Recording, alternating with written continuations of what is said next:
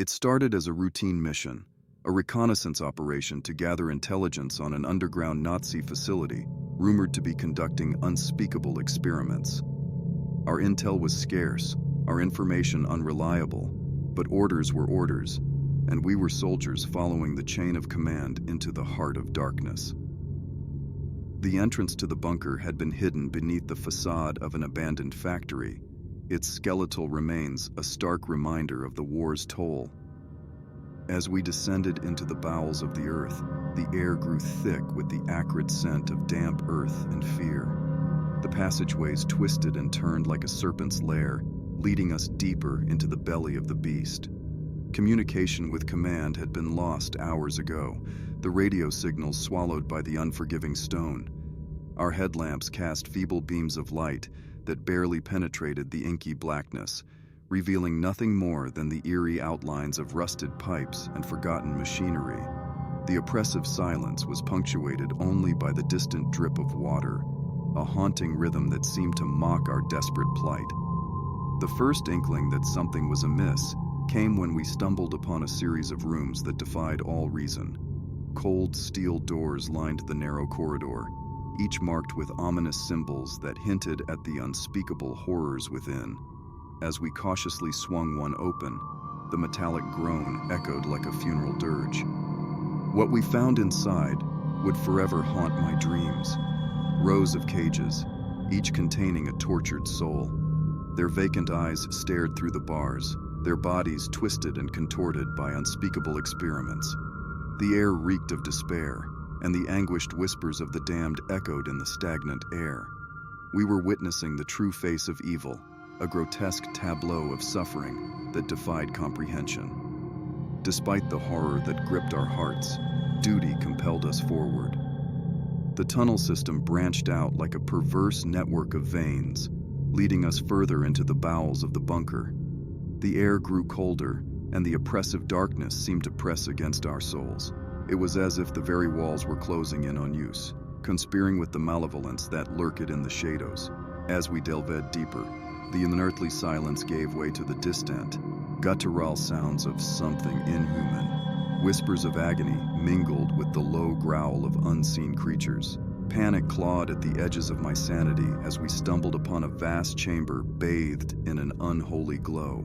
There, beneath the sickly light, I beheld a grotesque tableau of horrors that surpassed even the nightmare we had encountered before. The room was a mad scientist's workshop, a blasphemous theater of experimentation. Tables were adorned with surgical tools, their gleaming edges stained with the blood of the forsaken. In the center of the chamber, a pit yawned wide, revealing a chasm that seemed to descend into the very heart of hell. The air itself pulsed with an otherworldly energy, and my senses recoiled at the malevolence that emanated from the abyss. As my comrades and I exchanged horrified glances, our attention was drawn to the pit. From its depths emerged abominations that defied the laws of nature. Twisted amalgamations of flesh and metal, their eyes glowed with an unholy light as they shambled forward, driven by some perverse impulse. A guttural scream tore through the air, and I realized it was my own.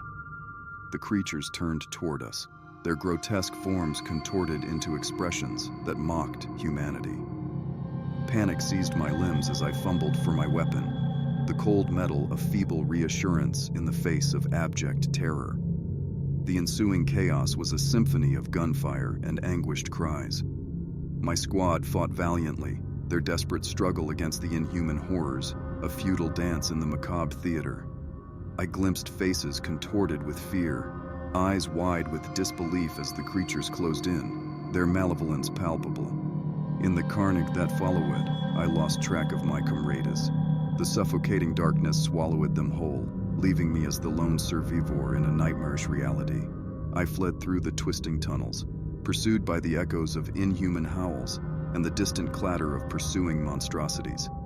Now, as I stumble through the labyrinth, my body battered and my spirit broken, I know that the horrors I witnessed are etched into the very fabric of my being. The tunnel walls seem to mock me, closing in with every step. and the distant echoes of unspeakable agony reverberate through the cold stone. I am the lone witness to a nightmare born from the darkest recesses of human cruelty. My only solace is the hope that the world above remains blissfully ignorant of the unspeakable terrors that lurk beneath the surface of war-torn soil. In the suffocating darkness, I press on, haunted by the ghosts of my comrades and the inhuman specters that lurk in the shadows.